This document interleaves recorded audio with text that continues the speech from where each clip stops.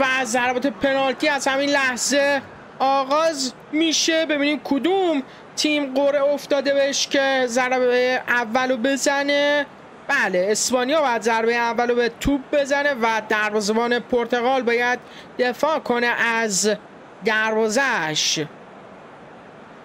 فران تورس به نظر میرسه اولین ضربه رو میخواد بزنه. در چارچوب ایستادی و کاسا میزنه و میگیره. اولی ضربه رو خوب گرفت دروازه‌بان پرتغال. تقابلش با بازیکن اسپانیا. همه جوانان اسپانیا ناراحت هستن. حالا کریستیانو با تجربه، کوهیت تجربه میزنه، نمیتونه گلش کنه. رونالدو نتونست پنالتی خودشو گل کنه. سیمون گرفت پنالتیشو. حالا همه چی مساوی، همچنان هیچ تغییر نکرد. یامال میزن و گرفت. دیگو کاسا گرفت پنالتی. یامال جوان هم نتونست تو این بازی گلی بزنه. هر دو تیم نتونستن. اینجا میزن و دوباره میگیره. برناردو سیلوا نمیتونه گل بزنه. دروازه‌بانا دارن خوب کار میکنن، نمیخوان کلینشیتشون شکسته بشه. اینجا میزن و دوباره میگیره. دیگو کاسا چه گل نخورایی هستن گلرای دو تیم. و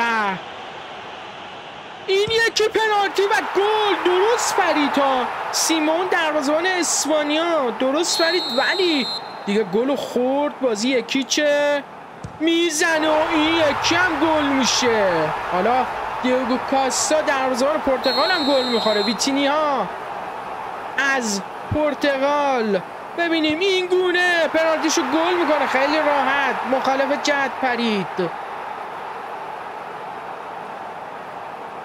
فابیان رایز باشه توپه واسه پنالتی آوردنش. ببینیم آیا خوبه واسه پنالتی که نه. پرتغال قهرمان میشه.